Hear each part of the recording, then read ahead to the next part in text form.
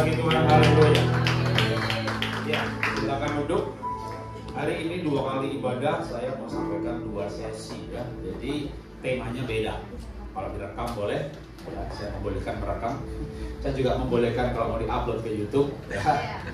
Jadi ibadah 1 saya mau bicara kesehatan roh jiwa tubuh. Ibadah kedua seperti yang biasanya saya kemana-mana itu dimintanya tema keluarga. Ya. Tapi 4 tahun terakhir saya kemana-mana tema kesehatan kalau di luar gereja. Jadi sekarang saya bawa dua-duanya. Ya. Oke, kita akan mulai belajar. Dan ini kalau mau difoto boleh, itu nomor WA saya pribadi. Bukan sekretaris, bukan pegawai. Jadi semua jemaat bisa menghubungi saya langsung. Ya. Atau misalnya tadi, waduh Pak, khotbahnya cepat banget tuh, ayatnya nggak keburu dicatat gitu ya. Boleh minta filenya ke gereja juga boleh. Ya. Karena nanti beberapa ayat saya nggak baca. Ya. Ayat utama dibaca, yang lain tak tampilkan aja. Saya mengajar Anda multitasking. Ya. Matanya baca, telinganya dengerin saya gitu ya. Jadi waktunya hemat karena sekarang ini ibadah pendek-pendek sejak Covid itu. Wah, pendek-pendek. Dulu kan 2 jam ibadah gitu ya. Sekarang semuanya ikut ke SJS ya. Gereja 1 jam saja. Jangan banyak pendek-pendek Pak, 35 menit ya. Aku itu baru pendahuluan. Ya. Aku berdoa, atau lebih lengkapnya adalah saudaraku yang kekasih, aku berdoa supaya engkau baik-baik dan sehat-sehat saja dalam segala sesuatu. Amin. Sehat dalam segala sesuatu. Jadi ya jantungnya sehat, pankreasnya sehat, rotasnya sehat, pembuluh darahnya sehat. Amin. Mana ada ayatnya Musa, Elia, Yunus, Yakub itu mati karena kolesterol, asam urat, diabetes, stroke. Nggak ada saudara ya. Lebih alkitabiah kalau saudara mati dilempari batu. Kayak Stefanus itu kan ada ayatnya. Nabi Musa itu 120 tahun ya nggak rabun matanya. Maka saya 18 tahun pakai kacamata ya lepas lagi gitu ya. Saya berjumpa tuh kemarin di BTC Tang City. Saya duduk gitu, kepala cabangnya, Pak itu WL-nya autoimun. Langsung tak tulis nomor WA saya, kasih dia. Enggak Pak Jarod, saya mau ngasih tahu Bapak itu ikut olah nafas Pak Jarod 5 bulan sepuh itu. Saya pergi ke minggu lalu ke BBI Kelapa Gading. Ceramah ini juga, habis itu ibu-ibu kumpul gitu kan. Terus ada BBI, tapi pemain musiknya laki-laki, ikut nimbrung juga, Pak. Saya juga autoimun Pak, 5 bulan ikut Bapak sembuh Pak, lepas obat Pak, belasan tahun. Saya terima WA berapa puluh orang. Ya. Yang mau kanker bersih, kacamata lepas, diabetes lepas obat, apalagi ya insomnia, gampang banget itu Mak. Ya. Ada di sini yang tidur pakai obat tidur, 3 bulan lepas ada. Darah tinggi, sebulan lah, 2 minggu lah, ada lepas obat. Pendeta Timotius Hardono tuh ke rumah saya. Waduh, saya ke mobil dulu, ngapain? Ini kalau beli ini lagi tinggi nih. Mertua saya dulu juga darah tinggi, langsung ukur darah tingginya. Wih, 180. Saya ke mobil dulu, nggak usah. Ngambil mobil, ngambil obat, nggak usah. 5 menit aja. Tarik nafas, 1, 2, 3, 4, buang. 1, 2, 3, 4, 5, 6, 7, 8. Tarik 4, buang 8, 5 menit, pukul lagi, 160. Dari 180, jadi 160. 5 menit lagi, jadi 140. Pas saya bilang, masih butuh obat? Tak butuh obat. Anda bisa lepas obat. Ya, Anda cari saya tadi, nanti saya masukkan ke WA group, belajar gratis. Dulu tuh 1 bulan, 1 modul maksudnya, itu 1 juta, 17 modul, free. Semuanya ada di YouTube. Tapi dengan ikut WA group, Anda tahu belajar urutannya gimana. Nah ya, ini salah satu sesinya adalah hari ini. Ya, kita akan belajar sehat menurut Alkitab. Nah, ini 1 sesi dari berapa banyak? Di YouTube tuh lebih 200 sesi kan. Anda kayak kuliah. Tiap 2-3 hari sekali saya post satu sesi di grup, itu setahun baru selesai. 2 tahun lah selesai. Tapi kalau olah nafasnya paling ya 4 bulan selesai. Tapi yang makan sehat, diet gaya Torah itu panjang, ya itu panjang. Tapi paling enggak kita bisa sehat secara umum. Nah, kesehatan menurut ilmu pengetahuan, ya salah satunya dipengaruhi oleh kelenjar hormon. Misalnya insulin itu hormon ngatur kadar gula. Ya, selain insulin, hormon itu banyak banget. Diproduksi oleh apa? Kelenjar endokrin. Kalau hormonnya kacau, ya macam-macam. Ini yang paling ringan-ringan aja, gitu ya. jerawatnya berlebihan, menstruasi nggak teratur, 15 tahun belum datang bulan, umur 40 udah menopause, itu masalah hormon semuanya. Bisa sembuh 100%, pasti bisa sembuh. Pasti. Tidak ada yang bisa sembuh, pasti. Nah, kalau yang parah, hormon yang parah ya autoimun. Tapi hormon yang terkenal itu apa sih? Misalnya kalau orang merasa diterima, merasa penerimaan, acceptance, itu serotonin. Kalau dia antusias, itu adrenalin. Kalau dia terangsang, itu dopamin. Cinta kasih, melatonin dan oksitosin. Maka dikenal yang namanya hormon-hormon kebahagiaan. Jadi yang namanya Alkitab itu sangat ilmiah. Ribuan tahun kemudian orang mengerti mengenai hormon, tapi ribuan tahun yang lalu itu sudah ada ayatnya. Hati gembira, obat yang manjur. Tapi kalau saya sebagai orang yang cukup intelektual, otaknya jalan, susah untuk percaya begitu saja kok gembira kok bisa manjur. Maka kalau misalnya pendeta ngomong begini, di sini hebat-hebat ya, amin. Saya tuh nggak amin loh saudara. Saya mikir, kok bisa ya? Mana bisa gembira itu obat manjur? Gimana caranya kan gitu kan? Maka ya googling, kita belajar mengenai hormon. Oh ternyata kalau gembira, tubuh kita tuh produksi hormon yang namanya endorfin. Endorfin itu singkatan dari endogenesis morfin. Morfin itu painkiller. Endogenesis diproduksi oleh tubuh sendiri. Nggak ada kecanduan, nggak ada kontradiksi, nggak ada akibat, nggak ada buat efek buat ginjal. Pasti cocok karena endogenesis. Jadi diproduksi oleh tubuh sendiri dan painkiller, anti rasa sakit. Jadi Alkitab itu ilmiah sekali, hati gembira, obat yang manjur. Manjur itu apa? Ya batuk sembuh, bila sembuh semuanya sembuh. Kalau nggak sembuh nggak manjur namanya. Jadi sembuh itu gampang loh ya. Gampang mau gembira obat yang manjur. Yang susah itu gembira. Gimana gembira Pak? Menikah sama setan satu itu. Nah, saudara, yang belum menikah, coba ya. Yang belum menikah, katakan, yang belum menikah, katakan. Wah, yeay, ya. Saya suka lihat wajah-wajah orang belum menikah. Itu wajahnya penuh pengharapan, mencari cinta. Yang sudah menikah, katakan, ya, wajah penuh penderitaan, penuh penyesalan.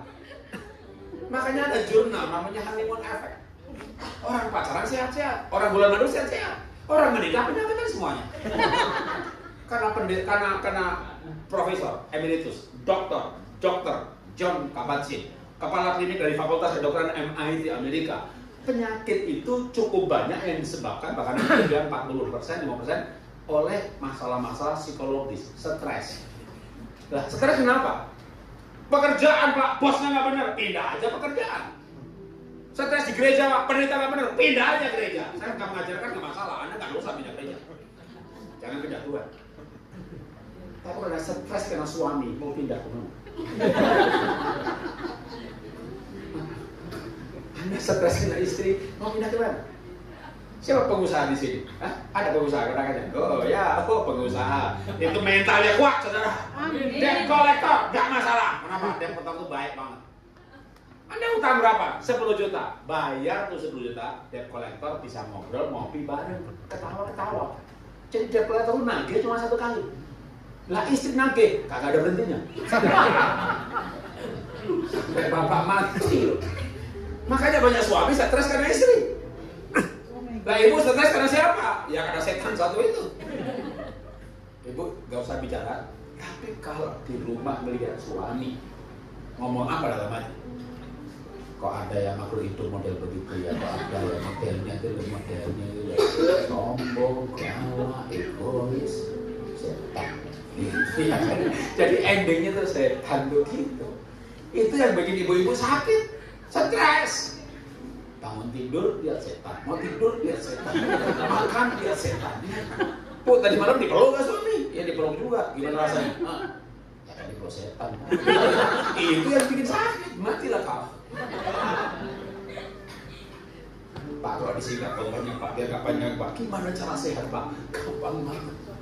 Cintai setan satu itu. Suami bukan setan, kaya setan. Istri bukan setan, kaya setan. Pak, suami baik, istri baik, mertua kayak setan. Mertua baik, janda sebelah kayak setan. Jadi mereka itu bukan setan, tapi kayak setan. Nah, setan beneran yang mengalahkan siapa? Tuhan Yesus. Maka kalau mertua janda sebelah, suami istri kayak setan, yang penting kita kayak Tuhan Yesus. Amin. Yeay, itu kunci kemenangan. Tapi jangan suami kayak setan, istri kayak setan. Itu namanya dua setan menikah. Kalau dua setan menikah, anaknya tuyul. Mertuanya gendruwo. Ini keluarga anak Tuhan apa keluarga setan ini? Aduh, itu yang bikin dunia ini kayak neraka, saudara. Lah, ada punya keluarga tuh kayak surga apa kayak neraka? Ke gereja kayak ke surga, pulang ke neraka. Ke gereja ke surga, pulang masuk neraka. Lah, ke gereja cuma seminggu sekali. Bahagianya seminggu sekali. Maka mari kita bikin keluarga bahagia gitu ya. Nanti ibadah dua, ya, ibadah dua keluarga bahagia. Sekarang kesehatan lagi. Gembira itu obat yang manjur. Perkataan yang baik itu mengembirakan. Perkataan baik mengembirakan, gembira obat yang manjur. Jadi kata-kata baik, motivasi, firman Tuhan itu menyembuhkan. Karena firman Tuhan bikin kita gembira. Tapi khawatir bikin bungkuk. Maka jangan khawatir. Mau anak belum punya pacar, mau suami nggak pulang-pulang, mau saldonya habis. Lah, gembira obat yang manjur. Gembira tergantung apa? Tergantung tanggal. Tanggal muda, gembira. Ya, tanggal 10 udah mulai kebon ya. Ya sudah, 20 hari nggak gembira. Gembira kalau tergantung cuaca. Coba kalau panas tuh Tuhan, terima kasih bulan kering. Hujan, terima kasih Tuhan. Nggak usah nyiramin tanaman. Gembira terus, saudara. Gembira terus. Ya, dengan gembiranya ya tergantung lagi satu. Ya. Nah, makanya Alkitab itu ya kalau panjang lebarnya itu waktu kita terima Tuhan Yesus, roh kita ada Roh Kudus. Yes. Roh Kudus ini kadang dipenjarakan dalam roh saja. Kita nggak bisa penuh Roh Kudus. Pankreas kita, jantung kita, mulut kita, tangan kita nggak ada Roh Kudus. Karena roh itu dibungkus jiwa. Nah, apakah jiwanya kecewa kepahitan atau penuh ucapan syukur? Cinta kasih atau benci? Pikirannya positif apa negatif? Kotor atau bersih pikirannya? Jadi roh itu dibungkus jiwa. Maka kalau mau tubuhnya sembuh, biarkan Roh Kudus itu roh Tuhan sendiri, roh Jehovah. Itu ruah. Ruah Jehovah, ruah Roh Kudus. Biarkan Roh Kudus yang di roh kita itu keluar menembus jiwa, menyentuh tubuh yang sakit. Ya, nah sekarang apa kata Alkitab soal kesehatan berhubungan dengan mental, dengan jiwa? Yesaya 21 ayat 3, pinggangku sakit. Nah, kenapa tuh pinggangnya sakit? Mules seperti perempuan melahirkan. Apa itu? GERD, ya kan? Nah, saya ambil yang mulasnya aja. Itu hubungannya ke gelisah dan terkejut. Nah, kalau Anda perempuan-perempuan, wanita-wanita, ibu-ibu muda dengan mertua mau datang, makanya Bu, Anda gelisah. Ibu-ibu anaknya putus cinta, nangis, mulai gelisah, makanya kamu. Nah, ibu-ibu suami mau pulang aja mules. Kenapa? Herodes mau pulang. Kan itu satu itu kalau makan belum siap ngamuk, bentak-bentak, tempeleng, tendang. Jadi udah kurus perutnya. Herodes mau pulang. Jangan Herodes lah ya. Apa dong? Suami saya Pak, muka Herodes Pak, urapan Pilatus Pak. Tinggal aku Pontius Pilatus. 3 setan dikumpulin. Bu punya suami seperti Pontius Pilatus. Ibu pasti punya karakter seperti Tuhan Yesus yang menderita di bawah pemerintahan.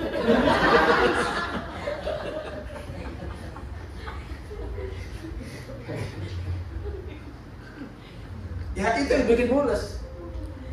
Makanya kalau mau tidak mules, ya hati nggak boleh gelisah, nggak boleh khawatir. Kita berkata, apa kamu dengan kekhawatiranmu bisa menambah sejengkal hidupmu?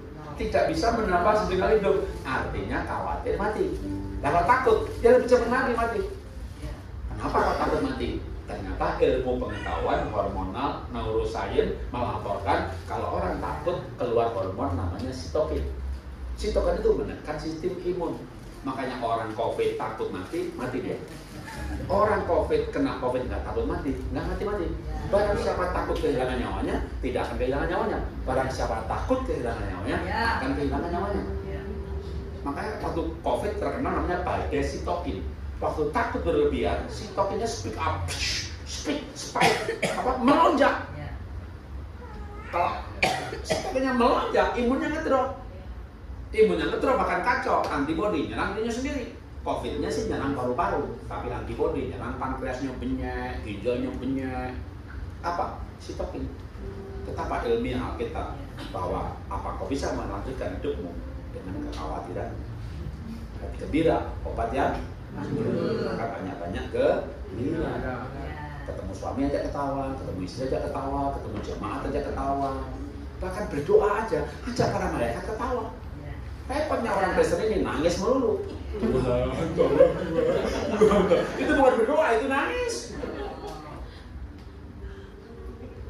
Sampaikanlah doamu dalam ucapan syukur. Tuhan, terima kasih anakku umur 30 tahun belum punya pacar, tapi saya percaya tak pasti Tuhan sediakan.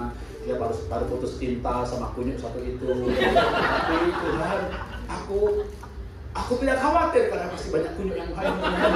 Tapi aku nggak mau anakku dapat kunyit Tuhan. Aku mau anakku dapat anak Tuhan. Amin. Kalau doanya yang lucu dikit coba. Kasihan Tuhan lah. Itu makhluk hidup Kristen itu berdoa nangis semuanya. Padahal ada ayatnya loh. Ada ayatnya nggak? Tuhan di surga tertawa. Ada? Ada. Kapan Tuhan tertawa? Kalau Pak Jarod berdoa. Jangankan berdoa, khotbah hajat baru bilang ke malaikat, kumpul nangis, jangan curhat badu. Khotbah marah-marah, jemaatnya stres, di rumah udah kayak neraka, masuk gereja stres, mati lah kak. Dan baca kita masuk, Tuhan di surga tertawa Tuhan. Sampai saya bilang begini, Tuhan, aku mau bikin ayat ini dikenal gitu ya. Kalau aku khotbah aku lucu sama Tuhan.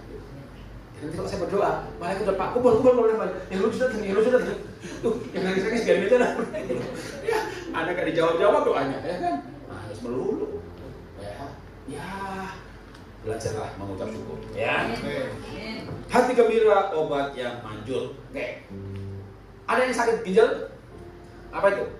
Daud berkata, Alkitab berkata, bukan Daud. Alkitab, ya Daud yang menulis, tapi Roh Kudus yang memajukan.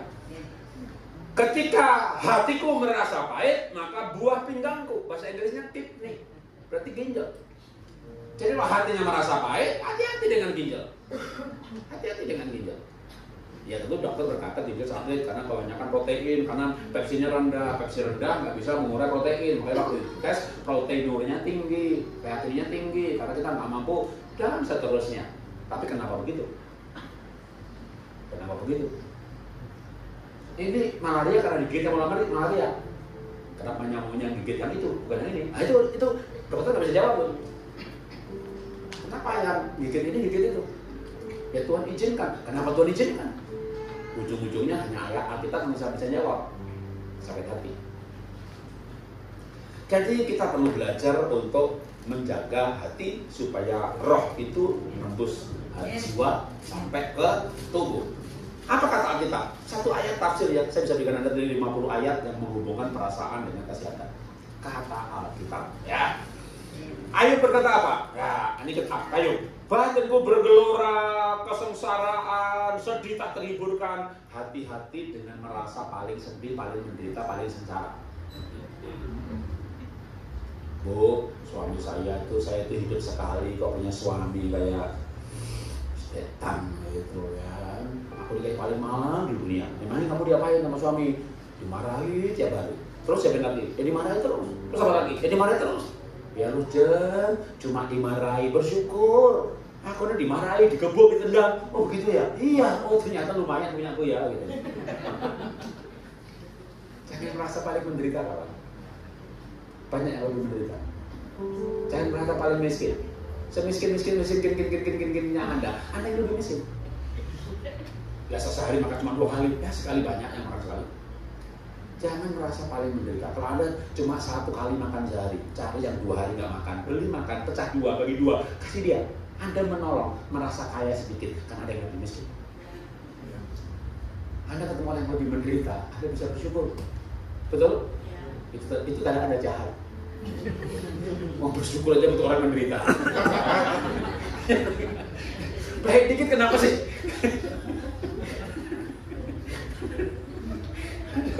Itu orang jahatnya gitu ya. Butuh orang menderita untuk bisa bersyukur. Tapi ya itu manusiawi. Bolehlah sekali-sekali itu trik. Ya, tapi menurut saya jangan merasa paling sengsara. Kenapa? Ketika Ayub merasa paling sengsara, sedih tak terhiburkan, kulitnya mengelupas, hitam, kering, apa itu? Alergi. Alerginya macam-macam. Namanya autoimun. Bisa sembuh? Bisa. Mana ada yang tidak sembuh? Begitu saya mulai ngajar inner healing, bahkan di tas agama, orang mulai mengampuni, lepas kepahitan, sembuh. Pak Jarod, saya nggak bisa mandi selama 13 tahun. Kalau Pak mandi, kedinginan, harus dryer. Kalau acara penting aja saya mandi. Kadang 2 bulan sekali. Saya ikut pelajarannya Pak Jarod. Alhamdulillah, Allahu Akbar. Sampai kadang begitu doanya. Kenapa? Ya ikut belajar saya kan lintas agama. Belum terima Tuhan Yesus. Belum. Tapi sudah mengampuni. Hatinya bersih, sembuh. Apalagi terima Tuhan Yesus. Mengampuni itu baru kekuatan jiwa, belum kekuatan roh. Tapi Alkitab Tuhan sudah terlanjur memberikan hukumnya bahwa jiwa itu berhubungan dengan hormon dan kesehatan, apapun agamanya. Itu hukum hormonal, itu hukum metabolisme tubuh. Tentu saya ingin banget mereka masuk surga. Tapi paling tidak saya mulai sekarang mengajarkan kesembuhan lintas agama. Waktu Tuhan Yesus di bumi ini, dia sembuhkan semua orang, baik Yahudi ataupun bukan. Semua disembuhkan.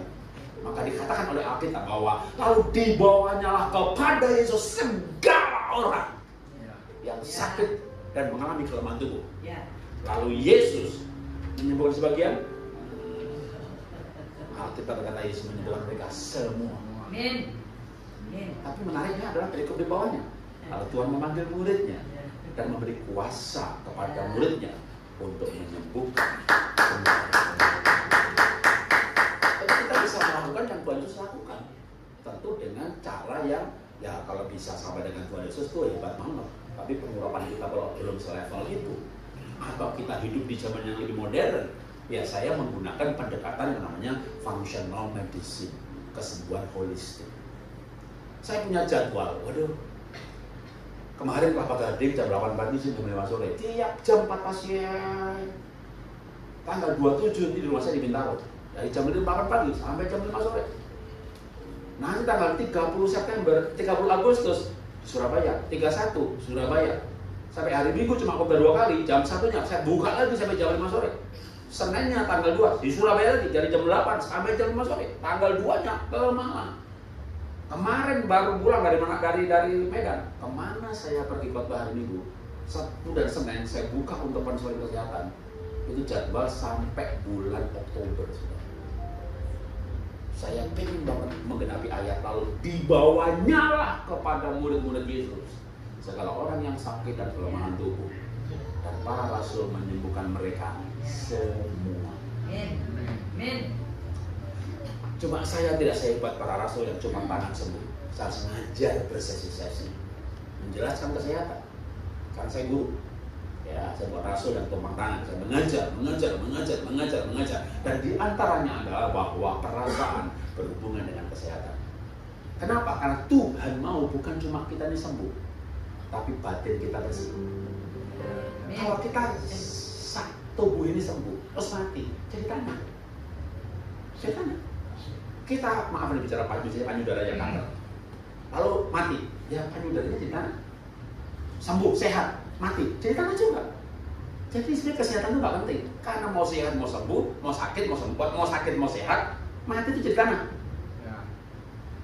Jadi kesehatan penting apa enggak? Tidak, kalau besok mati. Karena jadi tanah. Tapi kalau besok nggak mati, penting kawan. Nah, itulah kenapa saya mengajar kesehatan dengan segala ilmu yang ada. Mungkin nanti kalau udah kayak Tuhan Yesus ya, disentuh jubahnya aja sembuh begitu ya udah nggak ngajar lagi. Tapi kan saya ikuti panggilan saya. Jadi guru aja dulu. Ya, oke. Jadi gembala kayaknya bukan panggilan saya. Kalau saya jadi gembala mungkin udah setruk duluan. Karena orang yang nggak sabaran, nggak bisa konseling. Dengerin orang cerita masalah itu udah pengen namparnya kayaknya. Diam gitu ya. Jadi kalau gembala ya itu panggilannya beda lagi ya kan. Gembala kayak saya pergi kemana-mana sakit pinggang lah. Jadi orang panggilannya beda-beda. Oke, berikutnya lagi apa? Tadi Ayub ya, tunggu sebelum lagi. Ayub berkata karena apa? Merasa sedih, hati bergelora, akhirnya ya kulitnya bermasalah. Wah, saya berjumpa dengan orang alergi juga yang sembuh, alergi sembuh. Autoimun terutama yang alergi lah. Nggak tahu ada berapa puluh pengamat khotbah ketemu begitu. Yang terakhir ya baru minggu lalu di BPJ Kelapa Gading. Berapa bulan lalu ya BPC ya cabang dari Pak Pedio yang di Angsit. Sembuh ya. Begitu batinnya beres ya. Apa kata Alkitab yang lain? Yeremia dengar kabar peperangan ya, artinya apa? Kabar yang mengejutkan. Kan banyak ibu-ibu ya dengan anaknya kecelakaan dia yang pingsan, dengar anaknya diperkosa dia yang pingsan. Jadi harus kita dengar kabar yang mengejutkan, kekuatan kita hilang. Tiba-tiba tubuh tidak bisa bakar energi. Kalau dites, saya punya alat mengetes apakah ada yang liver atau tidak, apa anak umur 15 tahun 46 bulan hormon apa yang kurang, apalagi kelenturan pembuluh darah. 35 organ ya semua, ya liver, ya empedu. Di bagian liver tuh ada namanya fungsi pembangkit energi. Kalau saya hijau, yang ada capeknya saudara. Terus minggu khotbah 5-6 sesi. Senin melangkah bukan ya full timer, Senin istirahat. Kita bukan full time, saya overtime. Minggu khotbah 5-6 sesi, Senin langsung kerja konsultasi. Jam 9 malam pulang dari Medan flight, besok paginya udah pergi ke Bogor, konseling kesehatan lagi seharian. Ada berhenti. Tapi kalau orang itu ketakutan, energinya hilang. Kenapa? Ya, sitokinnya muncul. Maka Profesor David Hawkins, PhD, bukan orang Kristen, pengajar mengenai energi kesembuhan. Tertinggi energi kesembuhan apa coba? Kita biar banget kalau dia orang Kristen, bahkan orang Jewish woman sebenarnya. Tapi berdasarkan ilmiahnya Profesor David Hawkins, energi tertinggi kesembuhan adalah kasih. Sementara energi kematian itu adalah takut. Alkitab juga bilang begitu. Ya, Alkitab juga bilang begitu. Makanya jangan takut. Ya. Apalagi bungkuk. Ya, bungkuk. Kenapa? Duka cita. Sebelum bungkuk ya biasanya frozen shoulder. Nanti Anda simak di YouTube, saya pernah frozen shoulder dan saya bersaksi bagaimana sembuh dari frozen shoulder ya tanpa operasi. Ya. Maka untuk sembuh itu ya kita datang kepada Tuhan. Kenapa? Karena Alkitab mengajarkan di mana hati berhubungan dengan kesehatan. Jadi kalau ada masalah kesehatan, atau gampang gini kan? Gampang nyata, kasih logika yang lain. Ada nggak ayatnya rambut jatuh seizin Tuhan? Ya, maka ada lagunya kan? Selai di rambutku tak akan terjatuh tanpa seizin. Karena ada ayatnya, betul? Nah, makanya yang botak-botak tanya sama Tuhan.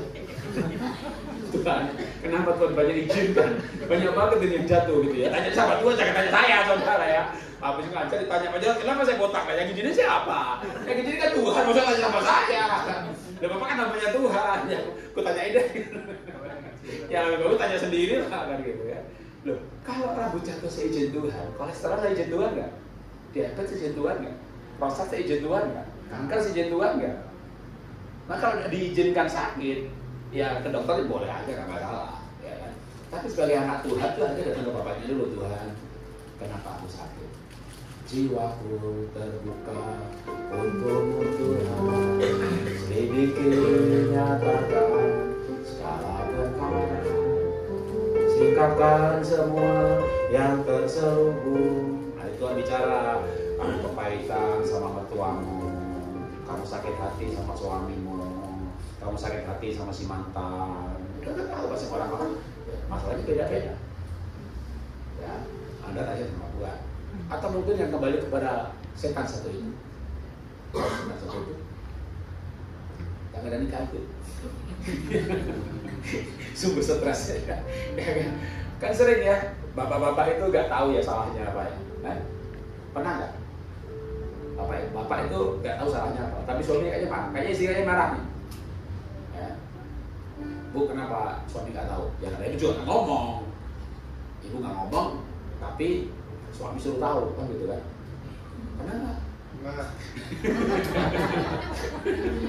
Karena ibu berharap tahu, gitu. Harusnya dia tahu dong, Nah, ibu nggak ngomong. Oke, contoh ya. Pulang dari gereja, ibu bilang begini, Papa, itu ada yang jual durian, gitu ya. Bagi kita laki-laki itu informasi.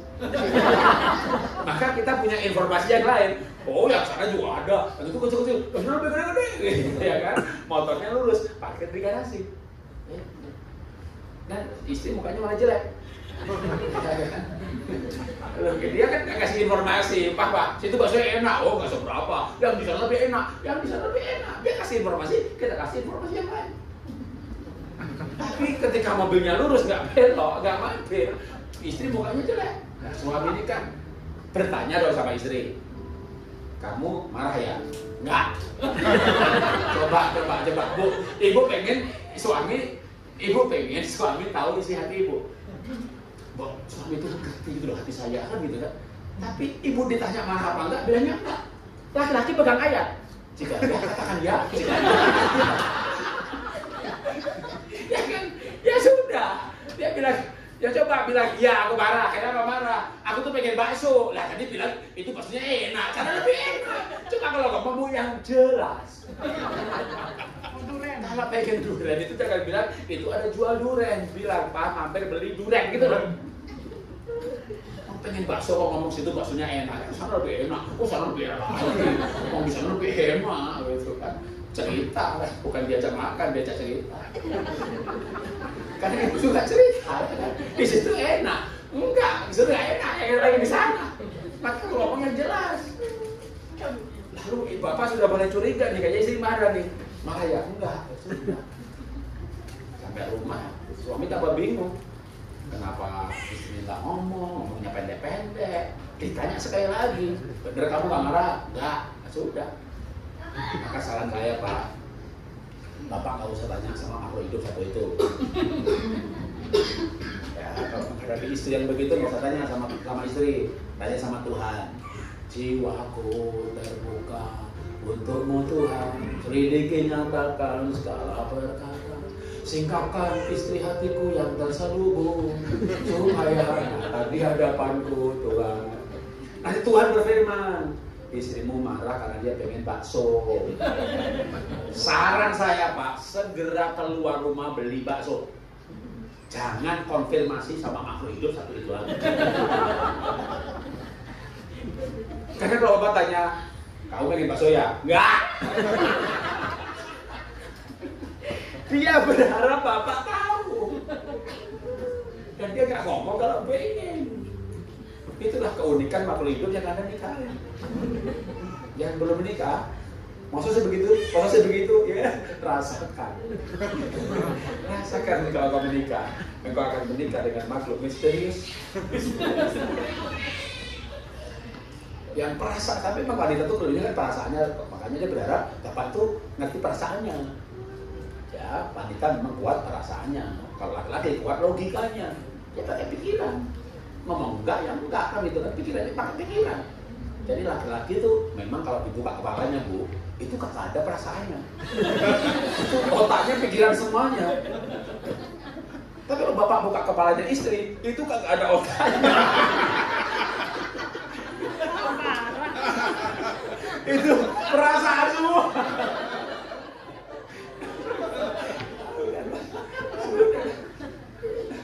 Asik kalau ngomongin di awal dia tuh asik, nanti dah gitu ya. Lanjutkan lagi dulu dah. Lalu gimana kita bisa sehat gitu ya? Banyak ya, beresin hati ya kan. Karena Alkitab dengan jelas menghubungkan perasaan dengan kesehatan. Tapi Alkitab juga menghubungkan nafas dengan kesehatan. Kok bisa sih? Kan Tuhan bikin Adam diberi nafas. Maka Alkitab berkata, tidak selamanya rohku akan tinggal dalam hati manusia. Saat nafasnya kembali kepadaku, jadi di Kejadian pasal 6 itu begini, tidak selamanya rohku tinggal dalam manusia. Saat nafasnya kembali kepadaku. Kenapa nggak dibilang tidak selamanya rohku dalam manusia saat rohnya kembali kepadaku? Tidak selamanya rohku dalam manusia saat nafasnya kembali kepadaku. Jadi rohku dan nafas disubstitusi. Karena di kitab Kejadian pasal yang 2 tadi, Tuhan membuat manusia dari tanah dan diberi nafas. Itu adalah diberi ruah. Jadi kalau ateis atau kedokteran modern, nafas itu oksigen, O2. Tapi kalau Alkitab nafas bukan O2, ruah. Maka karismatik juga benar, hati-hati dengan orang nafas, itu prana. Iya, ruah itu bahasa Indianya prana. Prana ini, prana itu, roh ini, roh itu. Cuma kalau orang nafas yang ngajar saya, itu prana Jehovah atau Roh Kudus. Maka kita bernafas tidak sekedar mengambil oksigen. Maka Daud berkata, setiap nafas memuliakan nama. Ada lagu lagi, every breath in my lung, your spirit in my lung, rohmu di dalam paru-paruku. Itu Alkitab bahasa Inggris. Bayangin ketika kita mengambil nafas dengan keyakinan Tuhan itu masuk dalam tubuh kita, lalu dari paru-paru diambil sama darah, maka hati berkata jangan makan darah. Karena darah itulah ada ruah.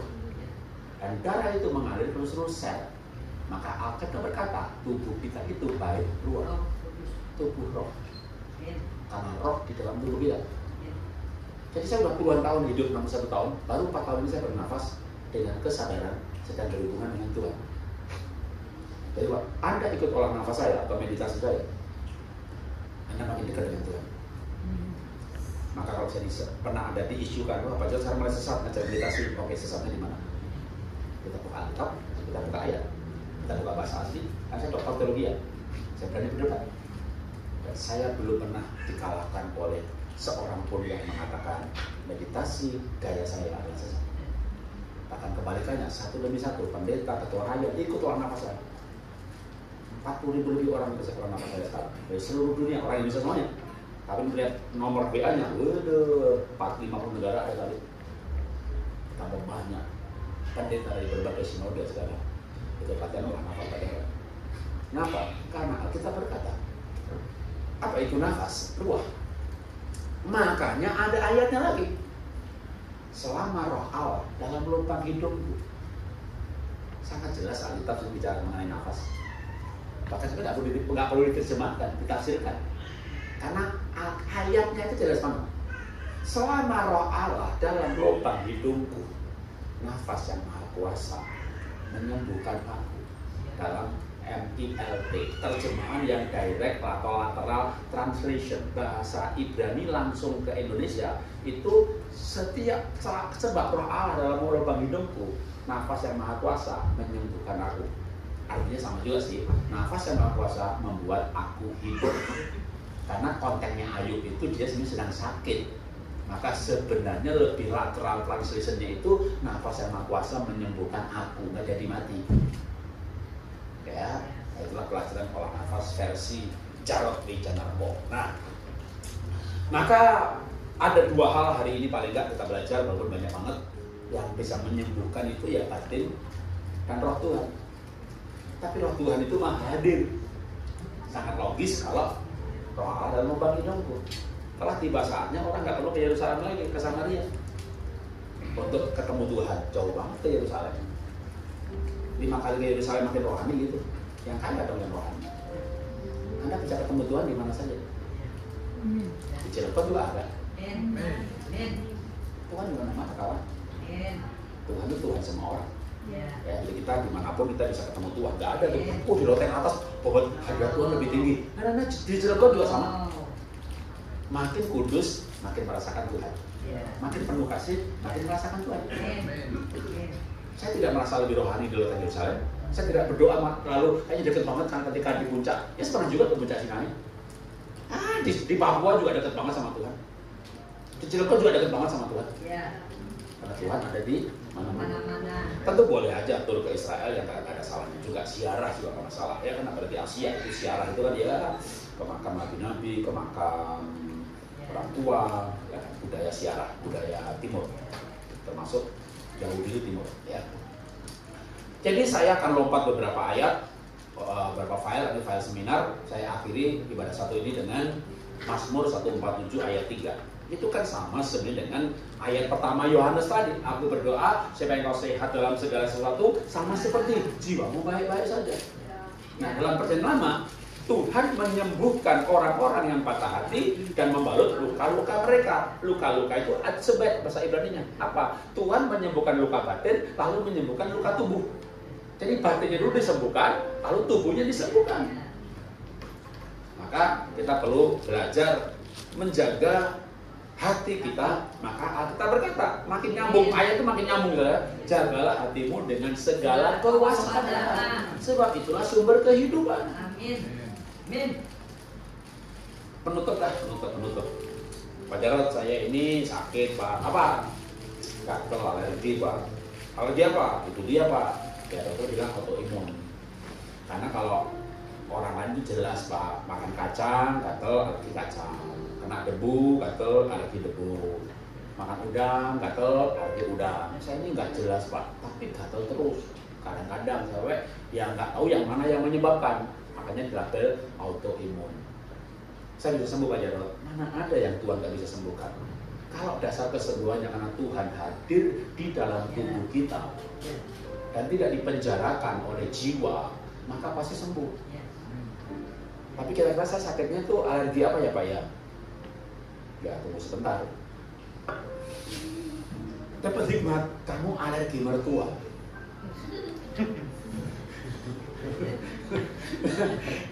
Masa sih Pak?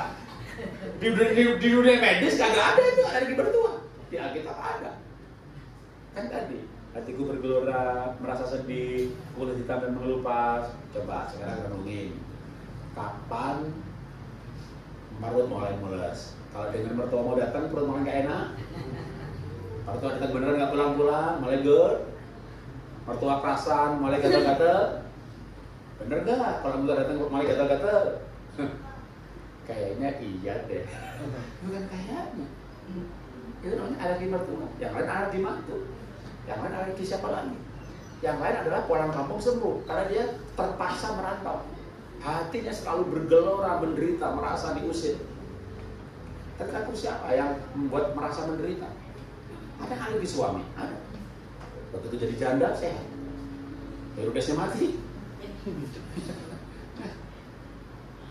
Nah kalau alergi mertua, mau nunggu mertua mati, mertuanya sehat begitu, gak mati-mati. Saya bisa sembuh Pak, gampang banget. Kamu gimana? Cari filenya foto mertua. Punya foto mertua, cari file yang paling jelas, high resolution, yang resolusi tinggi. Di print ke tempat foto studio, bener-bener tasnya sebesar berapa? Segini Pak, oke. Fotonya ngeprint separuhnya lah dari kapal masuk. Gitu. Print ya, kalau udah laminating. Jadi bawa kemana pergi. Terutama bawa fotonya kalau ke menara doa. Sampai di menara doa, cari tempat yang jam-jam sepi, malah gak banyak orang lain. Lalu di menara doa, keluarkan foto mertua. Lalu berdoa di depan Tuhan. Tuhan, untuk Pak Jarod, makhluk hidup satu ini yang bikin saya mah dan GERD. Makhluk hidup satu ini juga Tuhan yang bikin saya alergi. Sekarang ambil nafas dalam-dalam, buang lagi. Ambil nafas nikmati Tuhan, buang lagi. Mulai buka mata dan berbicara kepada makhluk hidup satu itu. Kamu yang bikin saya mah dan GERD. Kamu yang bikin saya alergi. Tarik nafas lagi, lalu bilang, I love you.